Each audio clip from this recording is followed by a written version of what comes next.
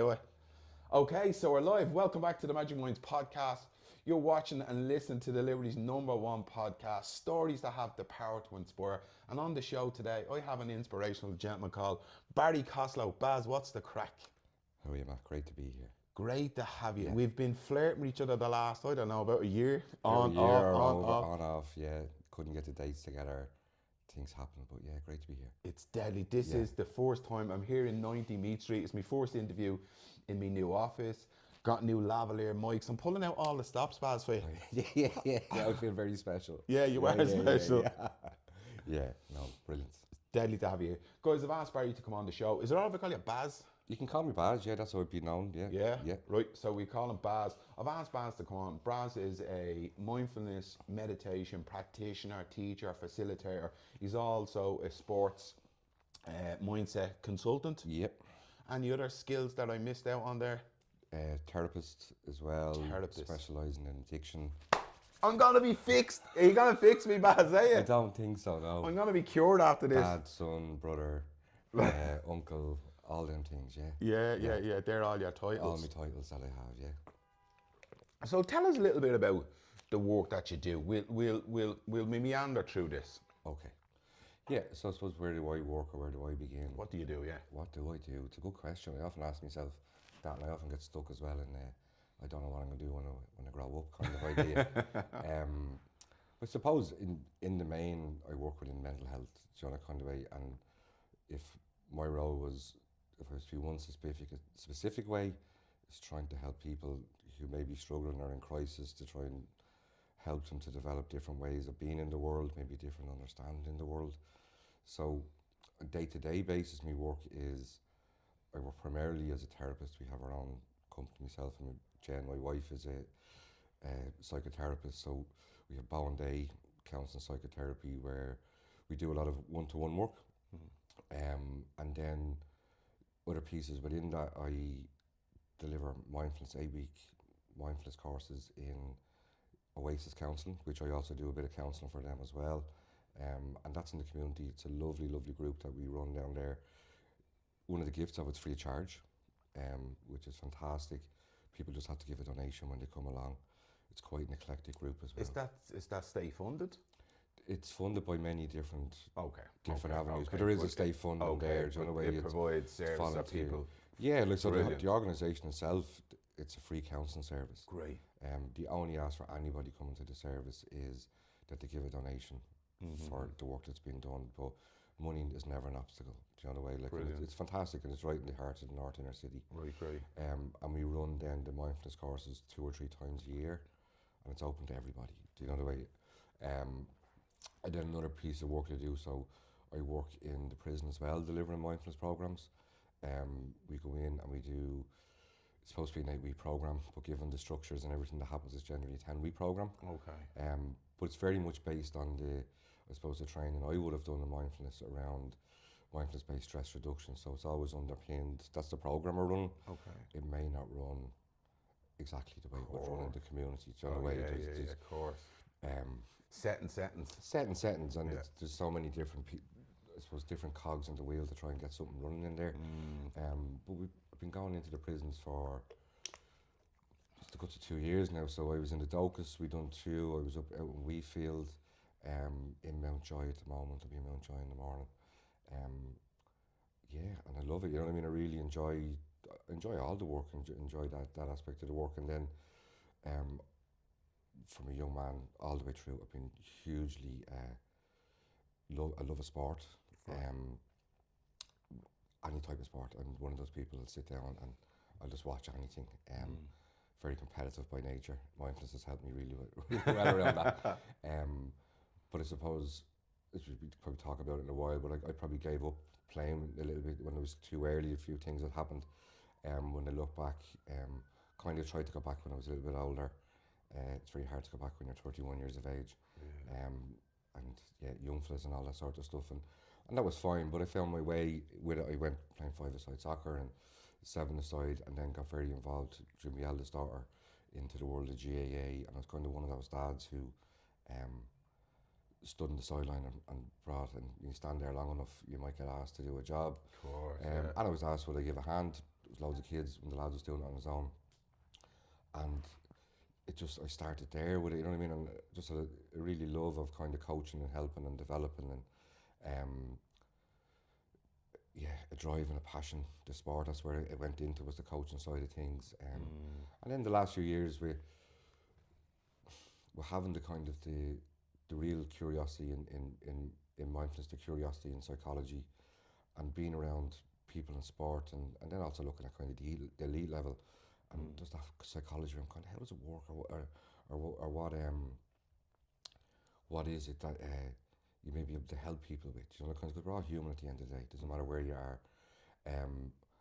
So I went and done some training in sports psychology. It was fantastic training. And then over the last while, I've been marrying that with mindfulness and a lot of that kind of mindset and performing under pressure and taking a break, and coach the senior ladies football team and tools, and we take a breath before every match, and we get grounded, and we call it reset. And all, do you know what I mean? So it's using the exact same principles, just using different tools and sometimes different language, you know, kind of way, just as a way of trying to help and support people. So I suppose if you said my work, I help and support people. That's really what I try and do. Yeah. It sounds like you work with a diverse population. So you spoke about the people that are going through the prison service. Yeah. And then you're working with high performing athletes. Yeah. You know. Yeah, from it can be quite a broad range. Yeah, you know, yeah, and I yeah. think a lot of that has been like the work I do. Like I started in the work probably around 2000. I'm a plumber by trade. Right. Interestingly enough. Dealing with shit. Dealing with shit. You're quite Was all you're my life. quite familiar with dealing with shit now. There's two different types. Yeah. Yeah, I'm very used to water and tears, you know, stuff like that. But we, so like, yeah, life changing. I came into recovery 19 years ago. Okay. From addiction, and then I started.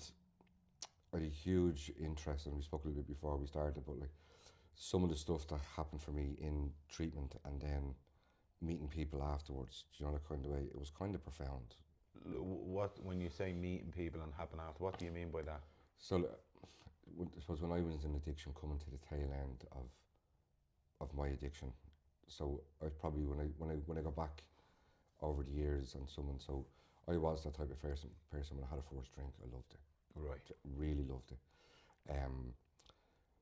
But was big into sport, wasn't regular, you know, the kind of way. But then I'd be doing, like, if we'd be smoking, we'd be doing it, but the kind of cannabis wasn't really for me. It didn't suit me. We'd be doing all sorts of things. We were young and you were adventurous, and you were trying to experiment with things and people. But kind of the sport was always a solid base for me. But alcohol was also something that I really enjoyed, something that I felt I was good at. And probably something that it was, you know, the kind of way it was. And I was quite good at it, in fairness, when but when I think back at me when I was a younger lad as well, I always had that kind of feeling I wasn't good enough. Do you know, kind of way, didn't wanted to fit into places but couldn't fit in, or say even in playing football, I'd be very good and very solid in what I'd done, but I wasn't good enough to go to the next level. Do you know, like, where the other lads would be going to the next level? Right. Grew up in a working class area in Sandyford, so I was a posh working class lad. We were out in Sandyford, you know, kind of. Sandyford wasn't the way what it is now. Right. It was brilliant back then, but it wasn't without its problems, you know, kind of way. Like all working class areas, we had a pub and a school and a church. We'd 4 housing estates and we'd one bus that came in and out. Do you know the way?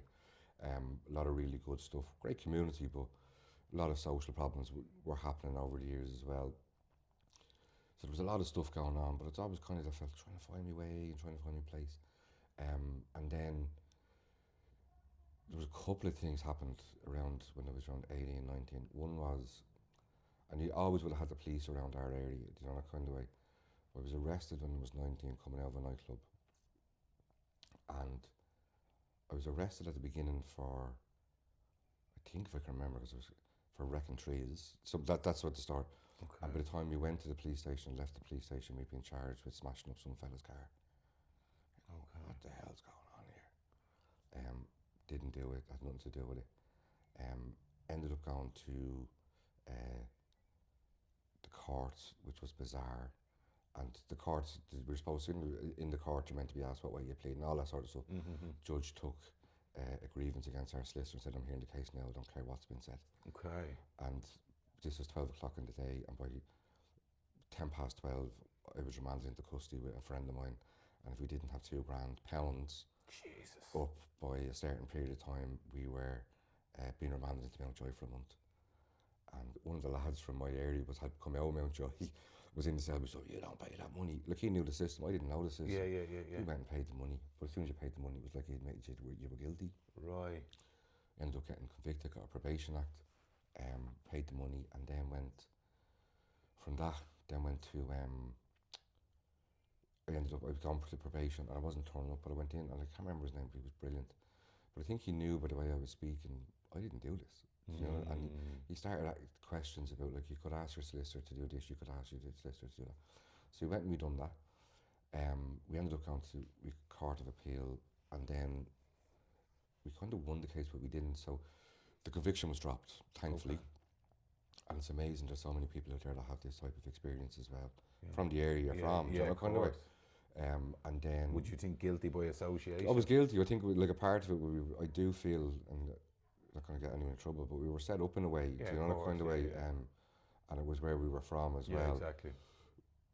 I wouldn't have seen it through them eyes at the time, but would have felt the injustice and all that sort of stuff. So that had happened, and I don't know if it taught me, but I could feel myself getting really angry towards things, you know, way. Like, and then a year later, and bizarre, I was actually only up there last night because the senior football team, we played in Marley Park, and I drove up Ballantyre Avenue, and that's where, a year later, I was in a major car accident on Ballantyre Avenue. Wow. I lost top of my finger, smashed my hand, my elbow, wherever, and my cousin very badly, and a few of us were injured in the crash, and again, didn't know anything about it, and I know now. I got up on that, and there was ambulance there, and I was walking home, and a friend of mine said, got an ambulance, man, look at his hand. Finger, I didn't even know, and in the ambulance, and boom. So that kind of happened, and it's actually I've never felt the pain of that. It's fascinating how the body, never actually, but the body has remembered, do you know, kind of way. The body holds the score. Yeah, but the pain was never felt, which is fine. I'm happy with that in that degree. But it was were just them couple of things, and they were shaping me, do you know, kind of way. And I look back, and the kind of drinking became more regular. Do you know what I mean? The kind of sport has become a little bit less, and ecstasy was a big thing at the time. Yeah. Again, loved it, very good at it, do you know, kind of way. And one of the big, that's not addictive, do you know, kind of way. Which was the kind of saying at the time, do you know, way you can take this, and I didn't know anything psychologically. It's not like it's heroin. That's pretty much what you're not a drug user. I don't mean to be derogatory when I say the same. You're not a junkie if you're not doing. That's the language. That's the language that would have been used. That's what we would have used then. Yeah. It's not something you use now. You know, that kind of way, like, and they would have so there was kind of, and that whole association and the friendships and the bonds, and I mean, it was a different time. Do you know, kind of, like, you look back and it wasn't all bad. You know what I mean? And you really had to say, like, another way, like, and drinking would have been there, and going out and we're dancing, we're partying, you're getting into different places, you're going, you're ending up in house parties, and then when I actually listen to Damien Dempsey's song Party On now, and you go, the reality was it was a lot of 7 o'clock in the morning going, what the hell? Days and days and days. But you go again, and you go again, and then it was like that. You think of how addiction changes. So I started, first time ever was in the asylum, long time ago. Half an E, but I knew I wanted more. But that kind of stayed consistent for a while, and then it went to Saturdays, then it was Fridays, then it was Thursday, then it'd be the odd Sunday, you know, kind of way. So it was all that progression and going on. And that was all happening, but like that kind of association with substances, escapism was always was a big part of who I was. And then where was my journey from there? So I met Jen then. Jen is my wife now, and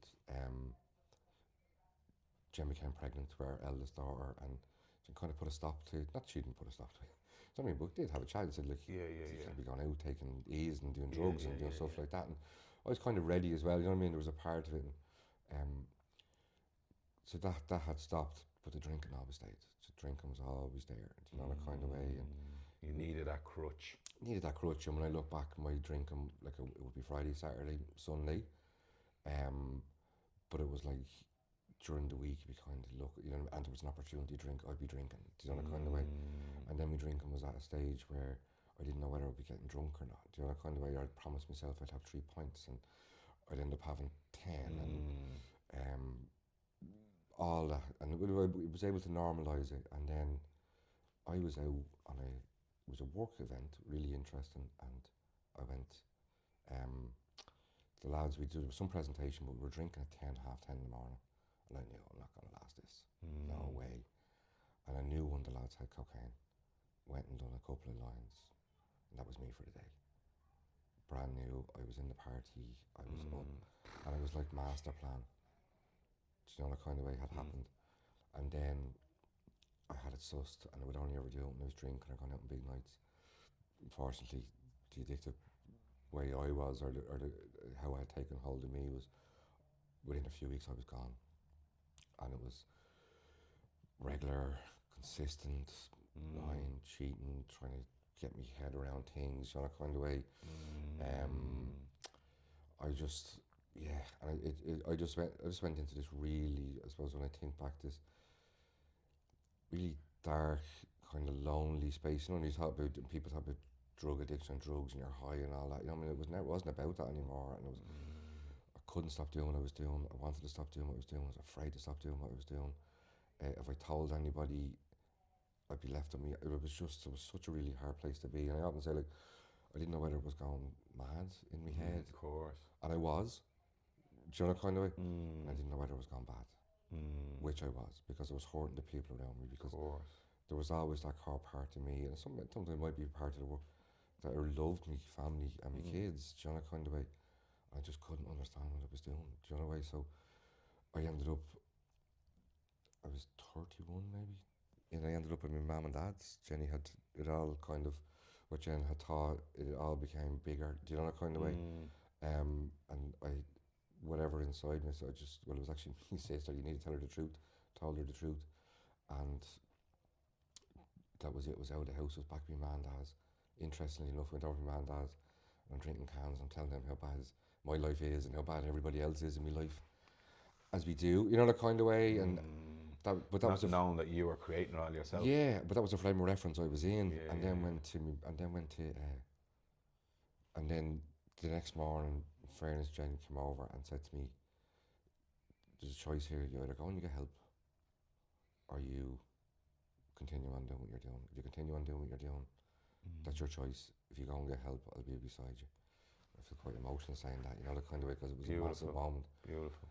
And I ended up bringing treatment centre to Rutland Centre, and of course went in. I went in quite soon, do you know, kind of way. There was that part of me I wanted. There wasn't a whole lot, wasn't much of a waiting period, but I kind of went in there with the, they're gonna fix me and tell me what to do, and I didn't realise it was all about me, you know what I mean. And like that piece of I was creating, you know what I mean, and like really compassionate and genuine, but very straight with you as well. Like, and it was kind of like, we know you're hurt and we know there's stuff has happened in your life, and do you know, kind of way, but you're choosing, do you know, kind of way, and you got to take responsibility for your own behaviour here. Amazing. And your personalities create your personal reality. Yeah, do you know, the kind of way, and the drugs are actually bringing you into a darker place. And, choice by choice by choice by choice. Yeah, do you know, the kind of way, and you gotta sit and you gotta listen, you gotta learn, you gotta be open. And I was very closed, and spoke a little bit before, I jump around, like I had this way going around the world saying, oh, how you sound, bang on. Someone asked me how I was, grand, not a bother.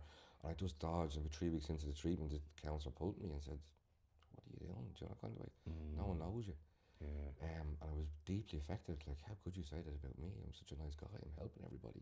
Do you know what I mean? And spiritual journey here. It's another mask you're wearing. It was another mask. So the drink covered it up. Now you're kind of your adept social skills. Yeah, do you know, the kind of way. And I'm very clever. And like, they had got me. And I often, when I learned later on through the training, that they had got me through a lot of stuff. Do you know, the kind of way.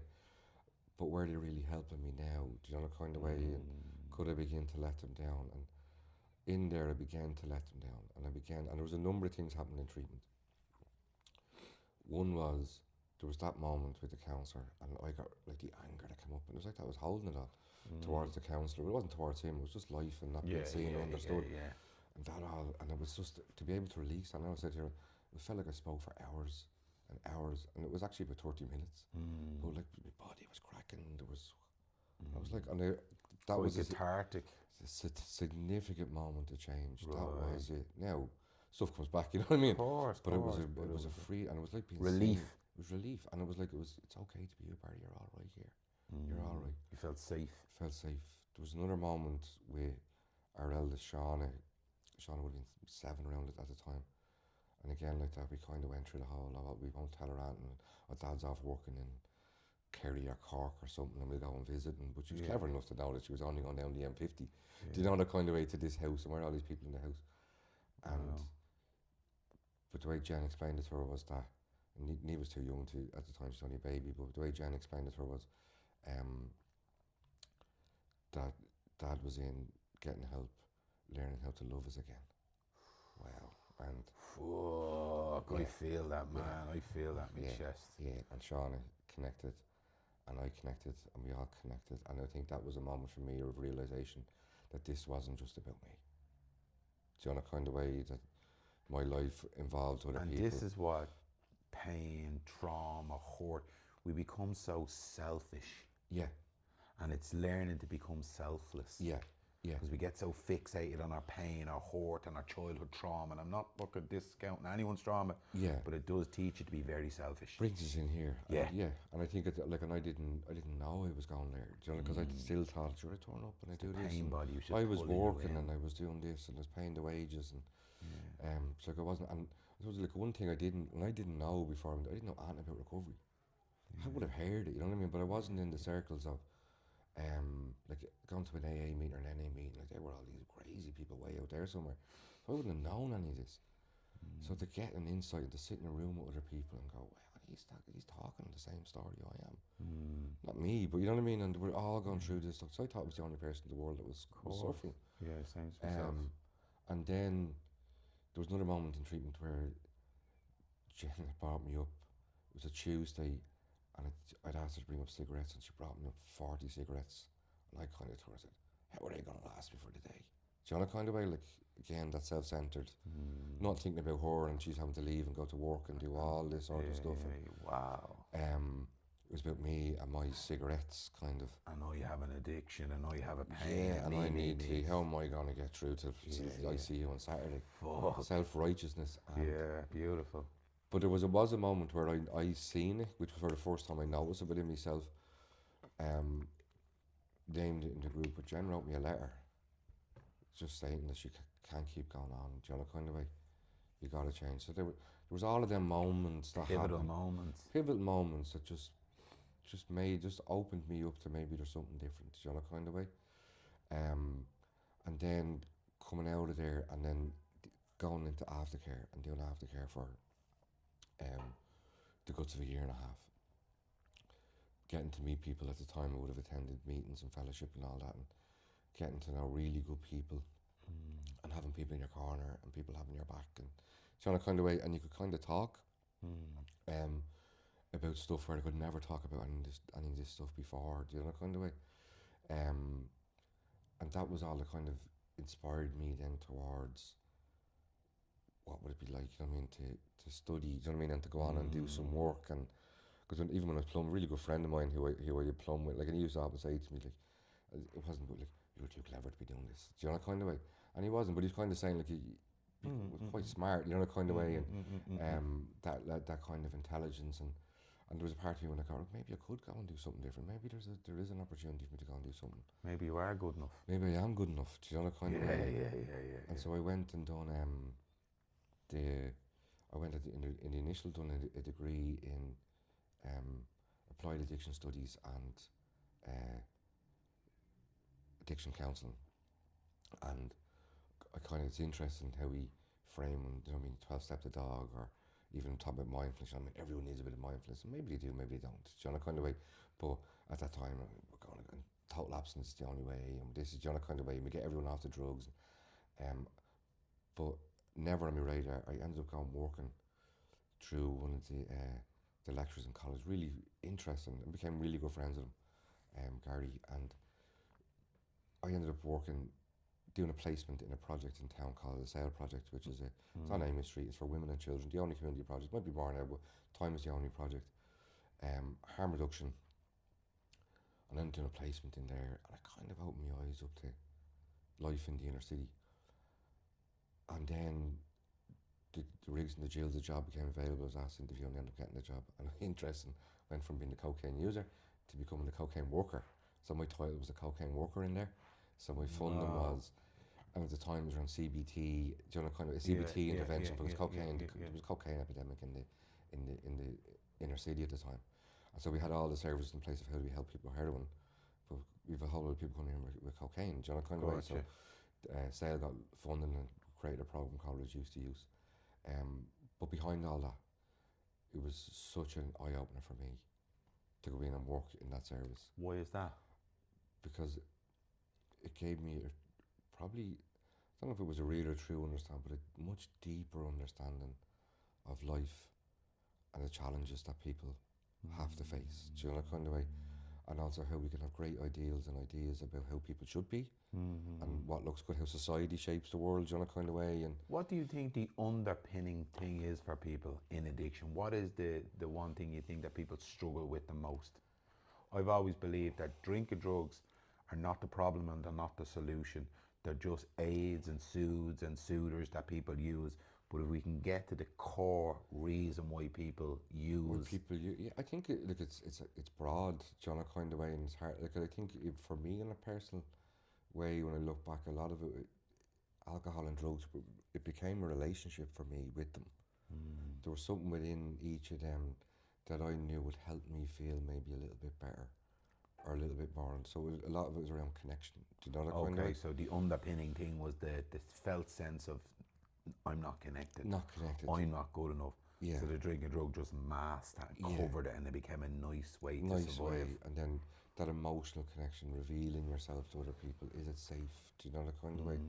And then for me, like I said, you look back even the trauma pieces, do you know that kind of way? Like there was, because it is multifaceted. So like the trauma, so like even my birth, I was born cesarean section, but I have a scar across the back of my head. Wow. I have a scar across my ankle. So I can only imagine for that baby that was quite traumatic coming into the world, sitting there for 9 months. Yeah. And my mum was in a lot of distress as well during the birth. So you have, and no one's fault, but like the beginning would have been, of course. Do you know that kind of way? Complex. It was quite complex. But the underpinning of it all is pain. It's pain. So pain began pain, and then you have your things that you happen with the arrest. And reward, looking for a reward. Do you know that kind of way? Looking for some level of relief. And then interestingly enough, the very behaviour drives disconnection. Do you know what I mean? It drives you further. It's like any mental health. It drives you further, it keeps you disconnecting from who you are or who you want to be or what you really want. Fear does that, pain does that. It just separates and divides. It's not inclusive, it's not. And Carl Rogers, the greatest journey ever make is the difference between the person we think we are and the person who we actually are. And making and creating that journey and also accepting ourselves for who we are. Do you know the kind of way? And so like what underpins addiction, another way is kind of that nature, nurture, neighbourhood kind of idea, do you know what I mean? Is there a biological predisposition towards it? Yes, there can be. The nature piece is kind of where we grew up, do you know kind of way, or how we kind of understand ourselves in the world. And the neighbourhood is the environment, what gets created. Do you know the kind of way that gives us access to, and like, not everybody that grew up in my area ended up, even the lads all on the E didn't, do you know the kind of way, but whatever it was for me, that's where it went, do you know kind of way. And it was like, it was like me, I was looking for something. Do you know, kind of way, constantly kind of looking for something, looking somewhere just to be accepted, to be understood, to be. Do you feel that now? I feel it a lot more now. It's not that it ever goes away. Do you know, kind of way. Okay. But I think I'm a lot more aware of it. Right. In terms of when I'm disconnecting myself or when I feel I'm under pressure. You know, the kind of way I put myself in. But like that, like in the 19 years, been a lot of personal therapy gone on along with it, in a kind of way. And like that, I thought I had it sussed at one stage, at everything, and I just got really thrown by an incident. And I ended up meeting a wonderful woman therapist, Elizabeth, and she worked on a model called IFS, Internal Family Systems. Okay. And to keep it simple, it's like we all speak to ourselves. we all have different parts of ourselves. Do you know what I mean? So it's like an internal family. Okay. And we have protectors. Do you know, kind of way who protect the system, Okay. keep it safe. Are you talking within your system? Within within my system. So I So have. this is a model that she was teaching. It's a model that they use. Do you know what I mean? It's Okay. quite. I've never heard of it. Yeah, and it's really interesting. So we have protectors, we have firefighters. So your addiction would be a firefighter. Put out the fire now, do you know, kind of way. Okay. And then we have exiles, and exiles are the bits that we push away, like the shadow, the bits that we don't want anybody to see, the guilt, the shame, the hurt, the mistakes you made. Don't want anyone to see. Do you know, like, or even say, being the mindfulness teacher, and people have a perception of you. And even mindfulness teacher isn't probably facilitator, probably a better word. Do you know, kind of way.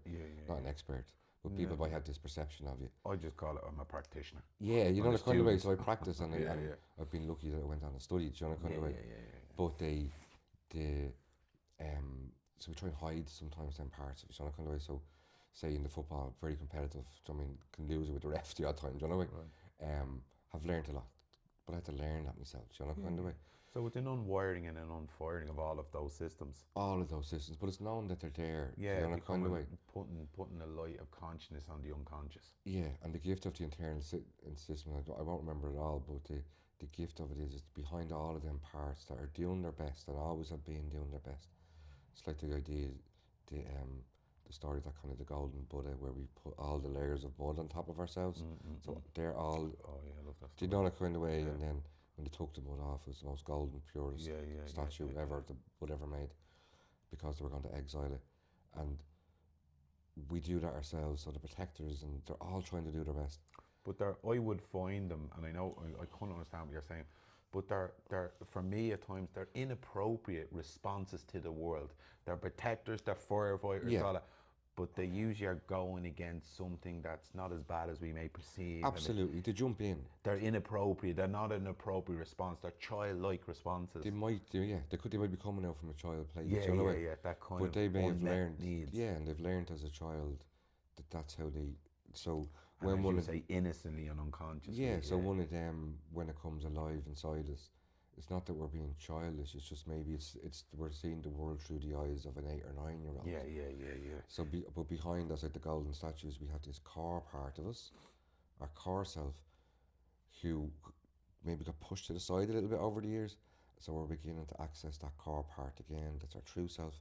So we could put ourselves back in charge. But we notice when we're gone, come back here a little bit. It's like, you know, if I'm reacting, just come back. I often use a little beanbag I have in my pocket, squeeze a barry, come back down. It's a call to action. Put things back into perspective. Call to action. You know, that kind of way. We all have a job. The people are doing roles. You know, that kind of way. But it's known that, and like, and there's so much of us we don't know, and we get triggered, and we get tired, and we get stressed. You know, the way. But parts do. You know, where like, and it's never been a case of. I suppose for me over the years, that kind of, like, you need to keep pushing yourself out there, because I know that doesn't work either. I tried that at the very beginning of recovery and got burnt out. Do you know, the kind of way to try and get if you just keep going, you wanted to feel any of these things anymore. Do you know, the kind of way?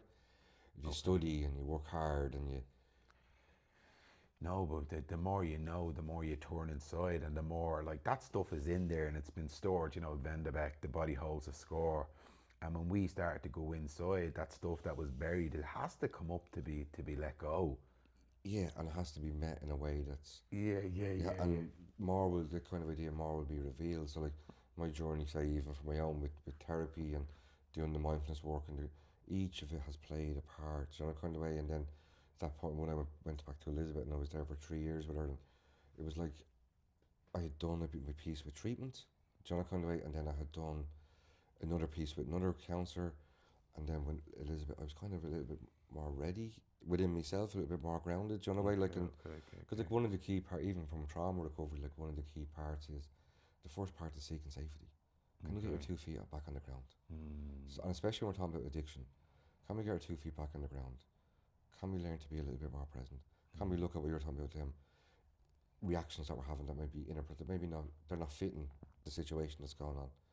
Can we learn a little bit more about finding a window of tolerance where we can begin to open that up a little bit more, where life is coming at us, and it'll be stressful, it'll be messy, but at the same time we can navigate it. And can we teach people how to think and feel different?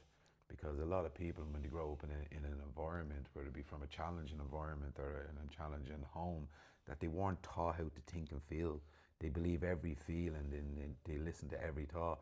And you know, with mindfulness meditation, we get to watch and witness, because our mind and our body tells us some bullshit. Yeah, it does, and it's also like there's a feminine society as well. Like we're not taught how to do this stuff. Do you know, kind of way? It isn't.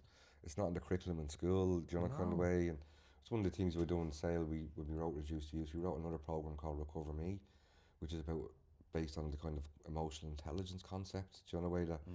And it was how do we help the women who've done really good work, say in Reduce to Use, and have reduced their use down, and they're kind of their life is they're a little bit more proactive in life, and then but kind of stuck in what's going on here. Do you know, kind of way? And it was an opportunity. So we developed it rather than just giving people words. Well, this is happy, sad, angry, shame. We devised a program. Well, when these happen, we feel them physically. We notice them mentally. Do you know, kind of way? And we also notice how they impact in our relationships. And then the more we understand that, Yeah. or can we increase the vocabulary? Like, so if I get angry all the time, it's like having a hammer. Yeah. And everything gonna smash things. Yeah. But maybe I'm not angry. Maybe I'm frustrated. Yeah. Do you know that kind of way? Yeah. And if I'm frustrated, does that begin to change? Maybe something. Does that soften maybe a little bit of kind of the incident? Right. And then also, yeah, of course you're frustrated. Your kid won't get their stuff on them first thing in the morning. And that's okay. And if you haven't been in an environment where you witness how to emotionally regulate, that will be your call and response to a frustration. That Absolutely. will be your, well, me ma did, and me dad. There's no blaming mas or dads here. I'm No, just no. using them as a reference point. But if you've seen in an environment, well, that's how my dad emotionally regulate. So then when I have a kid, because what we do is we mirror. We're habit thinkers. You know, kind Yeah, of, yeah, and we yeah. work out habit and we And mirror. then there's guilt and shame comes up that I All that fucking have to sort of hurt me stuff. kid, and Stuck in the so it's cycle. helping people to have a better understanding. Do you know, kind of way? and rewire and refire a new story.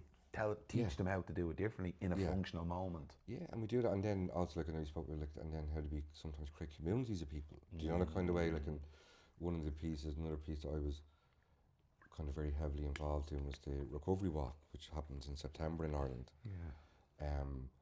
And it was kind of one of the founding members of that. So Lady Jackie Leahy brought it in. I got involved just as it started. We started with 35 people, and I suppose the core of that then was. So we started with 35, but in 2018 we brought it down O'Connell Street, which is an amazing day. John kind of shut down O'Connell Street, 1,000 people, all in recovery from addiction. Do you know that kind of way? Celebrating. And that kind of idea, if you want to be, you got to see it. Do you know that kind of way? So you have to let people see this. So if you think, I knew my journey wasn't unique, that I didn't know recovery, I didn't know people in recovery. So we have to let people know that this happens as well. Do you know that kind of way? Like you would have grew up in an environment, Baz, where you don't talk about feelings and emotions, you don't talk about trauma, you don't talk about things.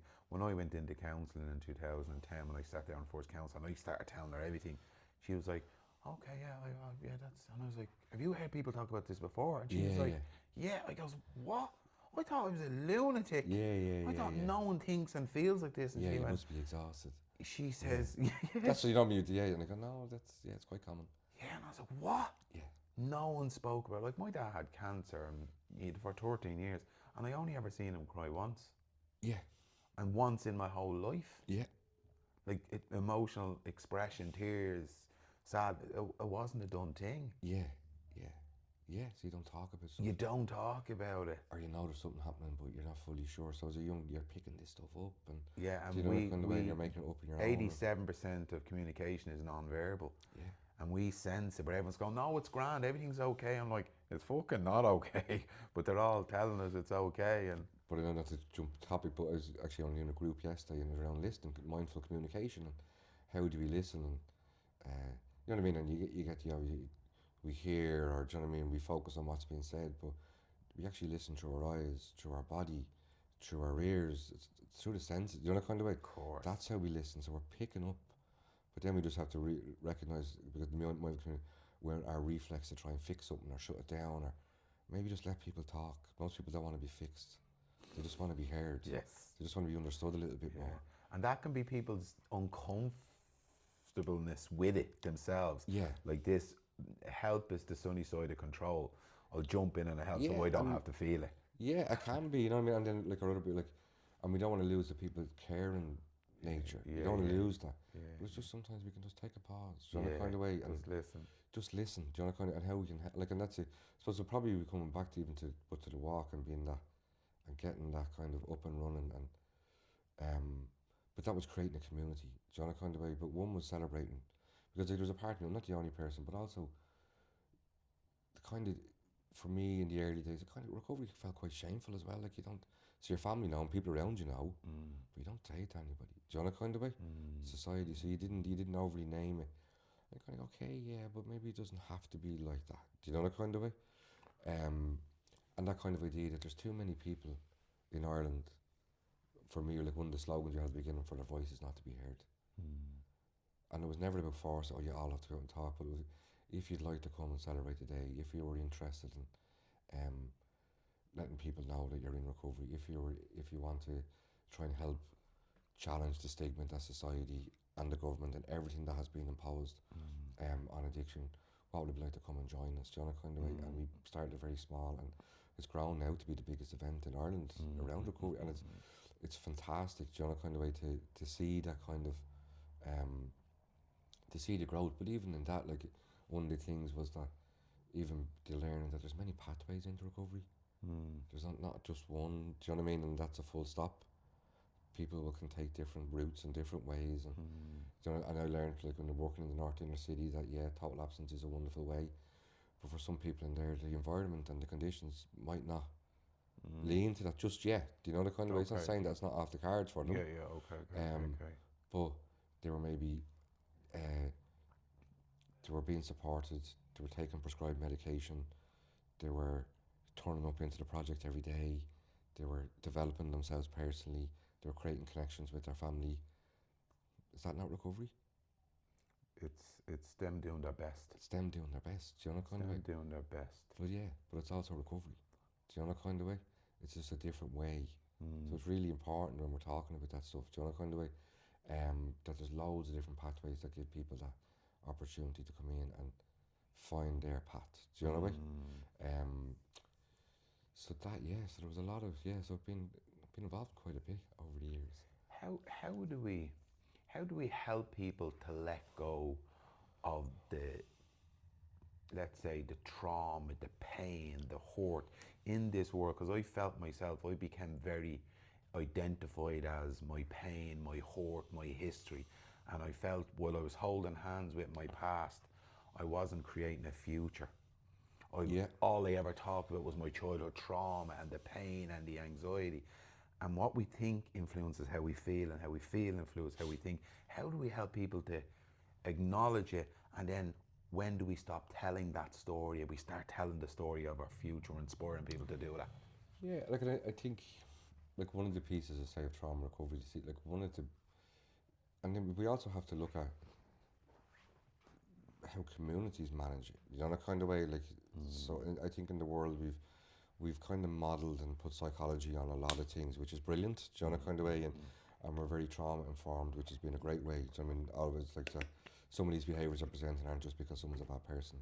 I'll be in the prison in the morning. Do you know, that kind of way. It's not about that at all. Some of this is coming from trauma. So it's how do we help people take responsibility for that behaviour, but we also understand it. But also, like one of the key things of trauma recovery is socialization. Do you know, that kind of way, being able to talk about it. Do you know, that kind of way, being. So it's do we begin? Can we create? I know, like I do it in my work, and I know you do it in your work, and other people do. But it's how do we help? Not that everyone has to reveal their story, but that we begin to help people to understand that it's okay to begin talking about this. It's okay, like it's two men sitting here. Do you know what I mean? That you know what I mean, that we struggle and go, you know, the kind of way. And like one of the things with mindfulness, and mindfulness isn't always that great at the beginning of a trauma recovery journey because it's too focused in, do you know, kind of way, and Stillness. the stillness. This is the thing we've been running from. So I don't wanna being hear mindfully myself. aware of moving can Yeah, be yeah, another way. There's beautiful. loads of ways of accessing mindfulness. Love it. Loads of ways of accessing it, but that kind of sitting and stillness isn't always the right way of being with it. But it's how do we begin to create a little bit of space and a little bit of room, do you know what I mean, to help people to I suppose it's maybe to try and bring some ease. Like Gabor Mate talks about it, because it's where we're talking about the mindfulness. We're so story identified, and our story is really important. But I can tell you my life story. Do you know that kind of way? Um, and it's really important, but it's not all of me. There's a whole load of other little bits that go on in there. Do you know that kind of way? That's the important part. There's my ancestral piece. Do you know what I mean? There's a great aunt who was Rose McNamara, not a million miles from here, Distillery Lane, the barracks up there. She was head of Cumulaban 1916. Do you know that kind of way? Wow. Powerful woman. Do you know that kind of way? And I actually, when I think she heavily influenced me today. Right. So that's a part of my story. Do you know that kind of way? But there's so many, but we get very, and then the story reinforces, and the story this is who I am, And we live it. and we keep living it the And what same. Hebb's law, when stories are word together, forward together, neurons are word together, forward together. Yeah. And we keep rehashing and telling that story. We're still in, and we can sometimes trauma bond. Have you seen that? Yeah. I can trauma bond, and that becomes who I am, and then you can attach to other people, do you know, kind of way, and that the chaos feels safe, do you know, kind of way, like, and we become addicted to our own bullshit. Yeah, like, and other people, like, even for people growing up, some people, if you don't know what danger is, you don't know what safety is. So you're asking people to come into a safe space, like, what the hell? Like, and some of my training was in body psychotherapy, like, and you'll see people coming in, and like, it's the way their feet are, they're ready to go, and that's okay, you know what I mean? And then you'd hope over time that they might turn their feet back in, and they become present. So, and I think what really it's that we're not in a rush here to something. And I think sometimes society has that nowadays, even when I'm, say, delivering the mindfulness courses, and you know this yourself. People want a quick fix, they want it now, and I'm doing 20 minutes meditation, and my head's wrecked, and you're kind of going. And if you've taken drugs, you've took the drugs, you get a bang out of it, and then it's gone. People want that. Yeah. They want to knock on Netflix, get the hit. They want to get the dopamine rush, and they want it now. And this takes time. And it it's takes a practice. Time. And wiring and firing a new story takes time. It takes time, and it takes effort, and it takes support, do you know what I mean, along the way. And I'm sure you've been, like, I've been very lucky and gifted. I've met really good people. You've come into my path, do you know, kind of way, across my path, across the way. Like, I even have the privilege of, and like, again, like, I have to look like I was privileged in some ways. You know what I mean? That even when I came into recovery, I had like, Jen was there, very supportive. My family were very supportive. I had kids. I had a lot of stuff in you know what I mean, that were in the mix for me. Love. A lot of love, a lot of care, a lot of straight talking, which was great too. And then there was that part of me that was able to step in. And then over the years, there was the meeting of people, and like, and even. I done the study in addiction studies and counselling, and then I started, like, my journey to mindfulness was like a lot of it was, one, I was curious. I didn't realise how wrong I was doing meditation until I went and done the first program, and I'd done the first week, and I remember the first week we done an eating exercise, and I was gone. But my first was this would be great for everyone else, because it was so relatable. It was about instant gratification. It was about pausing, noticing, smelling, understanding. But I went straight to everyone else. And then we done a 40-minute body scan. And I remember the bell ringing, and the bell ringing at the end. And in between, I was in work, I was at home, I was 20 years ago, I was singing songs, I was telling jokes. They weren't actually funny. But I kind of went, you're everywhere, maybe you need a bit of this as well. Because and even the part of me, I can experience low mood, you know, kind of way, and mindfulness can be really helpful with that. And I done the 8-week program. It was life, but it taught me how meditating, because I just understand that meditating, you weren't supposed to think. That's what you must empty the mind, Bruce Lee. No. So, or a doorbell. To know thyself, become familiar with self, you understand the nature of the mind. And it's noticing because we talk about being mindful, it's paying attention. So we're paying attention. Yeah, okay, we're paying attention to the breath, but we're also paying attention how we're paying attention to the breath. You know, we're overcomplicated, but it's just, and it's looking at the relationship we have to this stuff. That's what we're really, and how do we relate to these experiences? How do we relate to what's happening? Noticing when I'm gone, noticing when I'm coming back, noticing when I'm overly focused, noticing when I'm greedy, I'm looking for something. Watching the 5 hindrances to meditation. 5 things really important. You know very what I mean? important. And but like, I often, when I'm delivering them, I teach them as gifts. So it's about desire. It's that one. That's quite addictive. We want something. Like, at one stage, I think I had shares in Amazon, buying books. the desire that the book, the magic was in that book. I've never read in them. Yeah, They're lovely. yeah. If I ever on like Zoom, you can see it behind me, and they've all these deadly titles. yeah. But it was that kind of, but it's just the inner surfer. It's in there. It's in there. And it's one of those things, Baz, that it's an illusion that the answer is outside of ourselves. When we were a child, the mother gave us milk, we were soothed, and when we fell over, someone picked us up. And then all of a sudden, it didn't happen for us, so we keep searching for it. Yeah. Where mindfulness meditation asks us to turn in and turn down. Turn in, turn out. And like, even like an example of mindfulness as we're sitting here, and just even people are listening, it's just, if you were to try not to be aware of the body on the chair, what happens? Wow. Start noticing the body on the chair. And now can I become aware of the breath? Yeah. And now we're practicing. It's cool, We're paying attention on purpose. And it's the gift of awareness is always here. But we're so caught up in this busyness of this mind that we're not always attending. Do you know that kind of way? Oh, yeah. But we can get very focused on what's wrong. And sometimes we miss the beauty of life as well, the magic moments, the pleasant, they call it. Or we're human, I'll be looking at, I'm going away in June, can't wait. Do you know that kind of way? But we land it to the holiday or the hike or the whatever. And they're all really good stuff. And there's a lovely saying, I'm not going to remember it properly, but it's, I've been on every continent, I swam in every ocean, I stood by the greatest lakes, I've climbed the highest mountains, but every morning I failed to see the dew on the grass right outside my front door. It's there. Do you know that kind of way? Just like what we were saying, everything is out there, and the moment, the magic is in the here and now. Here, where mindfulness can be really helpful into practice.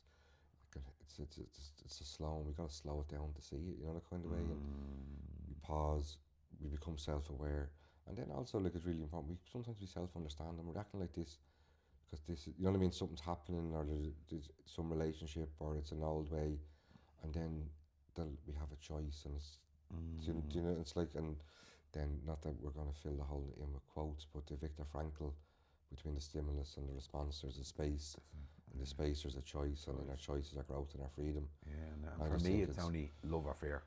Yeah. Like, I was doing an interview with someone the other day. I was on their podcast, and I had listened to other podcasts, and I was listening to somebody, and they did all these spiritual texts and all these methodologies and and I'm like, and he was like, how do you handle stuff?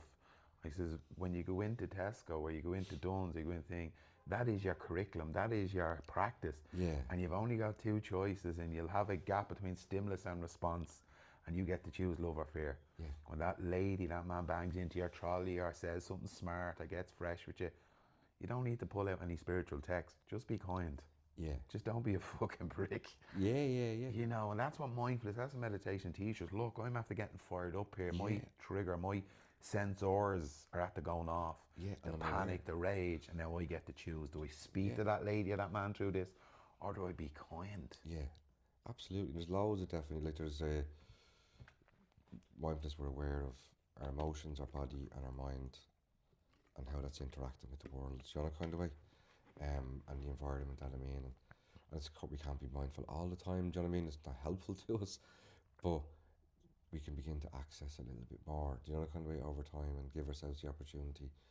Yeah, just be a little bit more and like, I know within myself that when I'm practicing, and the more I'm practicing and teaching, or delivering programs, life comes a little bit easier. Do you know that kind of way? 100%. And it's not always huge either as well. But I really don't decide it. I can remember it was a really funny moment, but I went away in a retreat. It was 5 days or 7 days silent retreat. You can do them. Like a Vipassana? Yeah, it's just a silent. So I would do them with, I don't know if you know, Mario Ustroff is her name. So she's a Burmese nun, Buddhist nun, and she lives in Cork, and she comes up to Is that Tullow. the Dojo Barra Centre? No, she's in a different space. Okay, and she does, where does the silent retreats go on? No, so she does the retreats down in Tullow. Chalk Breed is called. It's a venue down there. UCD, they do a lot of it. When I was working with them as well, they do training down there. Okay, cool. So, but I came home from the retreat, and it's lovely. So it's not for passing, so it's not that strict Zen. She's lovely way about her, do you know, that kind of way. Very much based in the kind of Sharon Salzberg way of compassion and love and kindness, and be gentle, but like there's kind of that be firm but gentle with yourself approach to it, you know, that kind of way, which is it. But I remember coming home, I think I was eating my dinner, and Neve, my other daughter, she kind of just looked at me and went, "You've changed that." And it wasn't that, it was just I was eating my dinner slower, you know, that kind of way. But she's seen it, you know, that kind of way, and Sean was saying, so it's them, sometimes them moments are... But it's just like your young ones that play the football. It's a training. It's every day showing up, showing up. Yeah. My practice is every day I sit on the mat and I meditate.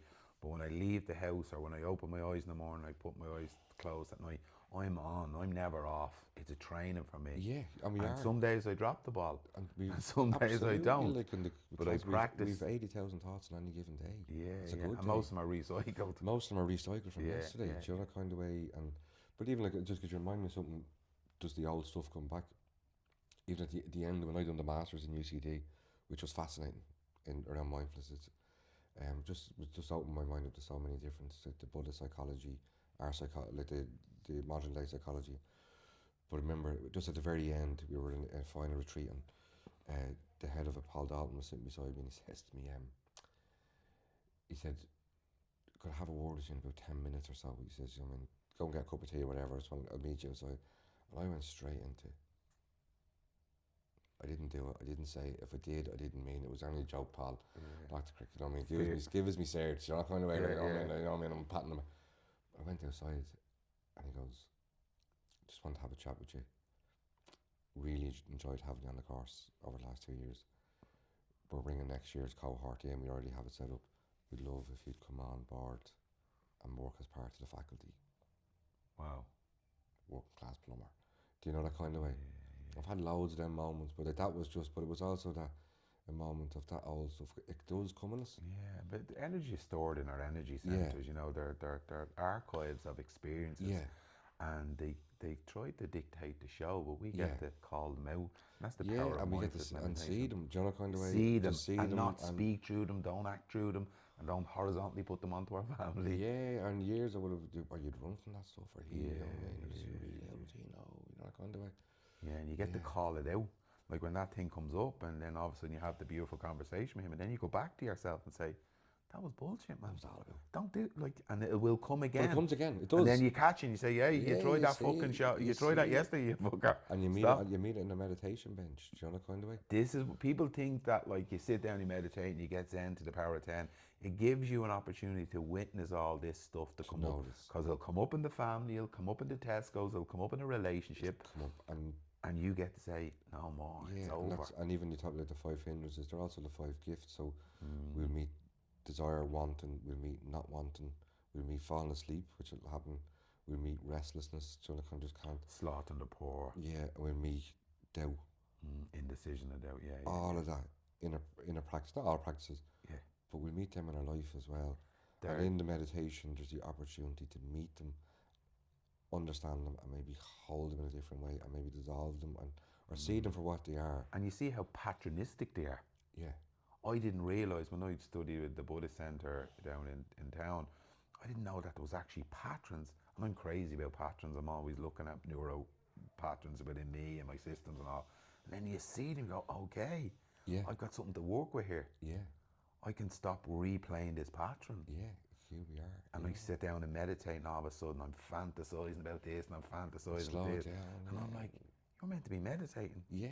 I fix things and everything, do you know that kind of, but you're aware, do you know what I mean? So Yeah. Because a part of meditation is sometimes the clarity of mind to, do you know, and sometimes there's a space for that. And then, remember, a really good teacher, like, if that's a really hot thought, just say to yourself, I'll pick you up at the end. Come back to the breath. No, do you know that kind of way? Yeah. And 9 times out of 10, that hot thought has dissipated. Do you know what I mean? It's gone off into something. But sometimes it can. But I suppose it's that really trying, and that's I suppose one of the things that I'm trying to help and support and teach is that one is to try and simplify it, but also really give people that understanding that our minds are, they are what they are to a certain degree, and we learn to. One is we begin with learning to focus the breath, but if you only ever learn to focus the breath, what do we become good at? Concentrating. Yeah. So there's so much more available to us. I love what you're saying there, and I think it's great for people to hear. You're not responsible for the way you were exposed to thinking and feeling, but you have a responsibility if you want to change it. We've no control. Do you know what I mean? Yeah. Like you grew up in an environment and people spoke around you, talked like that, poured stuff into you, you know, Yeah. unconsciously. Yeah. We swim in our parents' unconscious and other people's unconscious. But now that you have become aware that you think and feel and act that way, maybe there could be a different way to do it. Yeah, and it's all like That's freeing for people. Yeah, I didn't fucking create this. No, but you're taking responsibility for it, which you can change if you want. and we can begin like, 'cause I suppose even the piece for the mental health and mindfulness is that the even low mood, you know, kind of that sort of, or anxiety like that. There's no matter who we are in life, you're gonna feel the broad spectrum of emotion. One of the things is if there's depression or if we experience when it comes on, it can feel like there's something wrong or it becomes very overwhelming, and the mind can race, and it's the attachment the mind has to it that can end up creating more suffering. Of course, it becomes a think and feeling loop. Yeah, How I think influences how I feel, and then all of a sudden, and none of us want to suffer. None of us want to feel sad. None of us want to feel pain. there's something wrong. Yeah, and with practice, we can begin to meet and mind. And one of the pieces is that kind of, and it's not that it doesn't go straight away, but the impermanent nature of things, that things will change. But then also, as you're saying, we can begin to be proactive maybe in some things for ourselves as well. And that's what you're teaching. It's not just medicine. You're teaching people all the different aspects of who we are. You know, another concept I would work a lot from is the Native American idea that it's like we have 4 rooms. So we have our cognitive, we have our emotional, we have our physical, and we have our spiritual. If you don't like spiritual, it's connection, like relationship. The 4 bodies. The 4 bodies are who we are, and they say, like, if we don't visit each room on a daily basis, we're incomplete. You know what I mean? But you may find where, say, with mental health or stuff, we're very in the cognitive space. We don't want to go into the other rooms, and maybe we can come over towards the connection space, or maybe we can get the body moving a little bit. Maybe, do you know, that kind of way? That's a nice analogy. I like that. Yeah, we can give the space for maybe them for the emotional world, and maybe kind of meet this. Because a lot of times when people struggle with mental health difficulties, they can be up in the head. It's all in the mind, and they try to fix the problem with the problem. Yeah. The mind is creating a problem. The problem that was already there, like, and then we often equate mental health to mental illness. We all have mental health. All of us get stressed. Do you know that kind of way? And you talk about how do we help, and it's about how do we help create connection? How do we help people to learn? Do you know what I mean? You might do we smile at some? Do you know that kind of way? That it can be very small and very simple, but it can be profound stuff that we can begin to do. Yeah. How has your work been received within the prisons? I've done a little bit of work in Arbor Hill. I've been in Wheefield. I studied I trained in Wheefield when I went there as teaching, and I loved my time there. How have you found their receptiveness to mindfulness meditation in your work? I would say that the reception has been really, really positive. Great. I think what's been great about it, well, we know anyway, like from the groups that we meet, like all the lads are volunteering coming. They don't have to be there. It's a suggestion. So I always say the footfall, people are coming back. There must be something working well. Do you know, kind of way. Then in the system, so then you're working with psychology. They would be very, you know what I mean, not anything new, but like something that is supportive to the men. Do you know what I mean, or the women, and that they would be. Sometimes one of the challenges can be in a system like that is that the higher you go up, people might not understand. They're meditating. What's that going to do? Do you know what's that going to? And the more you can help people at that level, maybe you understand something. That bottom up kind of approach. When you begin to help people there, you may begin to influence people. You know, the kind of way, or people get word about. But like, it has been very, very well received, and it's a place that it's bad. It's needed everywhere, but it's really needed in there. You know, I don't care if you're a monk in a cave, or you're the CEO of an organisation, or you're someone smoking crack on the street. You want peace. Yeah. They want the commonality in all of them. They want peace. Want peace. And if we can bring people some tools and say, do you know what I love when I go into certain AA centres, or I go into kind of drug rehab centres, I want them to tangibly feel the niceness of meditating or doing something, and they're like, I really like that, and I'm like, yeah, it was like when you done drugs, come back again and do it again. Yeah. And they're like, yeah, I'll be back for that. Yeah. That was peaceful. Yeah. I says, let's broaden the window. Turn that into 4 minutes, 5 minutes, 20 minutes every day. Yeah. You can be your own pharmacist. Yeah. Do you feel that? And they're like, yeah, I love that. Right, keep doing it. Yeah. And we're all human. No matter where you are in the world. We will all experience similar things, you know, kind of way. We feel the same feelings, but we've different stories. We've different stories, or we may have acted out differently. You know, But kind we've of, all got the same and then with feelings the and grace of emotions. God, like you would know as well, Matt. Like I've had mates who've done serious time, do you know, kind of way over the years, and with the grace of God, that it wasn't me. The circumstances brought me a different way, do you know, kind of way. And the world of bad people is a myth. Do you know what I mean? Of course, there's people who are very, you know what I mean. They're around down that spectrum, but a lot of people got caught up in things and made mistakes, do you know, kind of way, and People are not their history. People are not their stories. You know, they've done something. As my mentor Jeff would say to me, the only difference between our crimes is a degree. Yeah, do you know, kind of We've way. all done some We've all done stuff, you know. something, And people say, "How would you go into Arbor Hill? How would you go into?" Because I've had some experience in my life that Yeah, would say to me, "Don't go to that kind of prison." I'm like, they too deserve love.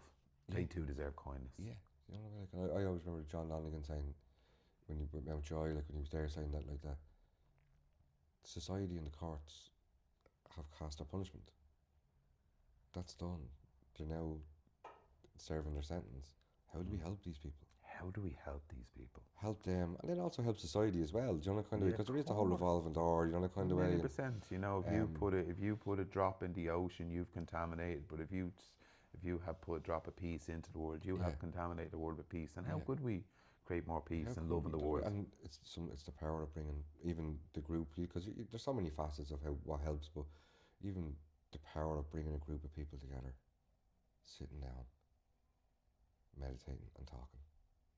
It's huge, absolutely huge. What do you think the most important tool you have in your bag of tricks when you work with people? What's your go-to thing that you think is, you know what, this is, I can't live without this? That's a question. A tool. I'm not sure if I have. I'm not sure if I have a tool as such, but I suppose one of the pieces that I would. It's not that I overwork, but I would rely. I'd be huge on the relationship with people. Developing a relationship with someone before we go into. Do you know that kind of way? Okay. So that real, and I think like there's another part to me as well, and often this is mad. I think what's coming up for me now is you have your high horse kind of idea, do you know, kind of. But there's a part to me that yeah, it's interesting. Don't say that, but I'd be quite humble. Do you know the kind of way in terms of, and I think another thing I'd be quite genuine as well in, I'm kind of that person. Like the authenticity pieces. That's a tool. I always remember reading it. Authenticity is someone who's lived their story but doesn't necessarily tell their story all the time. Beautiful. Do you know that kind of? And I love that. I love that. I would see that within. I would see that within me, and the humility and genuineness as well. And then I'd be very into meeting people where they're at, just, you know, kind of way, and develop a relationship here. It's always going to work. It works most of the time, do you know, kind of way. But I think that would be kind of what guides me a lot in terms of the work that I'm doing. Relationship, humility, and you've a gentleness about you. Like you've a very gentle approach. Your energy is soft. Yeah, yeah. Like it's very like you're not pushy with your opinions or with your this is the way. Because sometimes when we do this and we do this work, like I've got the answers and I know this. Yeah, and I learned that. Yeah, I mean, I learned that over Yours the years. is soft. Yeah, I learned that over the years. It's a soft, confident way. Yeah, that's what I learned. Thank you, but I learned it over the years that mindfulness is one way, and I would, I suppose, if I say swear by it and invite anybody to come and sit and practice, do you know, kind of way, and but I know it's not the only way. It's our way. Do you know, kind of way. Total absence is our way. It's not the only way. It's all, you know, and I've learned that over the years, you know, kind of way. And I suppose it'd be quite guided by my experience and the kind of the knowledge, but like it's not something that it doesn't sit out where it's not. Oh, you have to do this, you have to do that, you have to. And I probably have done that over the years. You know what I mean? Yeah, of course. When I came out, like, you know, I need to tell you about this, you know, kind of way. When I got a degree, it was the worst thing ever because I was going around calling everyone out on things. But even with the girls, so like I've got Shauna, Neve, and Emma at home. Do you know, kind of way, like, and Shauna, in fairness, went on and Shauna has done a 8-week program. The other two might, but like we're not. And I would have maybe in the beginning went, oh, he's after like, what are you talking about? They have their path. Yeah, you know that kind of way, and then they might come into that path. Do you know kind of, Yeah. or like that, they might find a way of accessing it differently because they are listening. Do you know that kind of way? Um, so yeah, so it was kind of that the law of attraction kind of more so than trying to force things onto people because it doesn't work. Do you know that kind of way? And and you know this as well. When we try and force things on people, the only person who generally gets burnt out by it is you yourself. Do you know that kind of way? Because it may work for specific people, but there's other people it doesn't necessarily work. Do you know that kind of way? And then even in delivering the groups, like so if you have 12 people, you've got 12 different personalities with different lives, with different worldviews coming in, and different ways and different expectations. And some people want to, after week one, want to know it, you know, kind of way. Some people drop in, some people don't. So you've all of that kind of going on. Yeah. You have a deadly approach, and I'm not just blowing smoke over your hole. I love your approach. It's lovely. It's soft. It's in line with mindfulness, meditation, the Buddhist practice. It's a cool way, man. I love it. Yeah. Go home and tell them when to get the kids listen to this. No, They're not honestly, kids anymore. I like people Yeah. do you live your work? Like, As you know, best I can, the yeah. work I do, it's not just the work I do, it's how I live my life. It's the best I can, and I try and help out wherever I can. Yeah. And I really, and even with the GAA, look, and I Yeah. love it, and so I coach the senior ladies, but I also do the healthy club officer there, and it's just how can I help the community, do you know, kind of way, and Service. and it is, and like, and even that, like, and it wasn't the only way you learn or something makes sense to you over later on in years, or you heard something, and it was actually, I don't know if you've ever heard of George Mumford. So he's a mindfulness teacher. It's like how he worked with Kobe Bryant and all them in America in the sports end of things. But like he talks about that going into, you go into a dressing room full of nerves, and he just has in the back of his mind, how can you be of service here? And he's like years of experience, and another, I don't know, do you know Jeff Foster? Yeah. Jeff Foster's fascinating. Some lovely poems. He has a lovely poem actually called Shit Warriors. But he talks about that. He actually talked about his search for enlightenment and got enlightened. He would have felt, and then got there and went, well, what do I do next? Yeah. Where do I go from here? What did he say? Before enlightenment, you chop wood and carry water. After enlightenment, you chop wood and carry water. Yeah, but he and then he was judging other people for not being enlightened. Yeah. So he wasn't enlightened anymore. Yeah, But he actually burnt himself out. Right, And right, he right, kind of right. he crashed. But he's brilliant, and he like that. Jeff Foster goes and delivers meditations and retreats, and he's huge. He might say 300 people in a room, and he on his way into the room, he's there going, "What are you doing? Why are you doing this? Where are you going?" None of these people. Do you know the kind of way? Wow. With the chairs in the middle, and he just walks the chair, and he just like the parts, the IFF, he brings all the parts with him, and he sits on the chair, and he says, well, maybe somebody's here to listen to something. Like it's becoming, it's about, as we said from early doors, and you found it out in your recovery with your smokes and your wife Jen bringing it. It's about becoming selfless. Selfless. It's about service and giving back. Yeah. And we can get out of ourselves. And I think that will be the title to this fucking show. Yeah. It's about becoming selfless. Selfless, and then also learning how to look after ourselves in that. This is not a throwaway like no. everyone else, but yeah, you know what I mean. That because that was another key for me. Was like, how do you need to look after yourself here, brother? Yeah, because there is a part of me that's a carer and a fixer. There's a shadow, you know, that kind of way to everything. But it's just minding that. You know, kind of you gotta mind that every now and then. And beautiful. rein yourself in. And, Rein yourself in. Yeah, and you're not taking on another thing, or do you know that kind of way? Yeah. But no, in generally, it's generally all good. It's all good stuff that You're doing. to be involved in. What's the one thing you'd like people to take away after listening to this interview? Is there something that what's your Baz nugget of gold? What's your ball out of the park moment here, or over the bar, as your young ones would say? I suppose, one thing I say, and it's kind of at the end of nearly when I'm working with people in sessions, I often say is, go easy, be gentle with yourself, and that's it. Do you know that kind of way? Go easy, be gentle. Simple.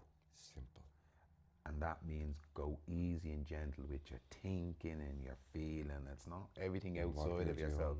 What? Yeah, in what you're doing, how you're doing. Try as best you can. Do you know that kind of way? and go easy. Gentle and go easy, do you know, kind of way, and I could put, you know what I mean, your the head's going, oh, there could be loads of things you could say here. But gentle and go easy, and and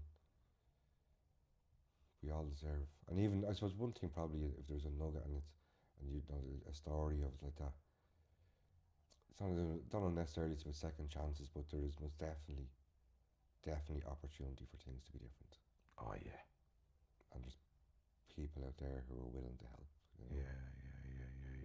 And fear can sometimes encapsulate us and give us the illusion that, you know, there's no option, there's no answers, but you know, if there is light out there, and there is help and support and services. Yeah. Baz, that was incredible, my man. No bother. Absolutely loved it. Thanks for coming on the show. Guys, please share this with family and friends. If you have people that are having difficult moments, or if you have someone that's looking to be enlightened, like Baz the Buddha Baz. On the next show, he's going to teach us how to levitate. Levitating, And to telepathy. He's got skills he hasn't told us about. Oh, yeah. So please share that with family and friends. It's been an absolutely amazing podcast. Thanks to my main sponsor, Niall Reilly from Rooney Media Graphics. If you have any graphic design needs, he is your man. A big shout out to the girls in Shannon's Hope Line. Give them your support. If you have any extra few quid, send it their way. They're doing amazing work here in the Liberty, supporting people with mental health difficulty and suicide prevention. That's it for today. Welcome to 90 Mitri. Thanks to the amazing Liberties Community Project, Austin and Liz, for helping me have my office in here and have my podcast interviews. I'm here for the next wee while anyway. So I'll send you all love and kindness. Have an absolutely whopper day. Keep minding yourself. And as Baz says, go easy and go gentle. Thank you. Thank you.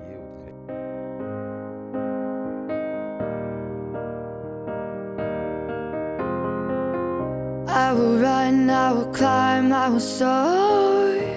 I'm undefeated. Oh, jumping out of my skin, pull the cord. Yeah, I believe it. Oh, the past is everything we were. Don't make us who we are. So I'll dream until I make it real, and all I see is stars. It's not until you fall that you fly. When your dreams come alive, you're unstoppable. Take a shot, chase the sun, find the beautiful. We will glow in the dark, turning dust to gold.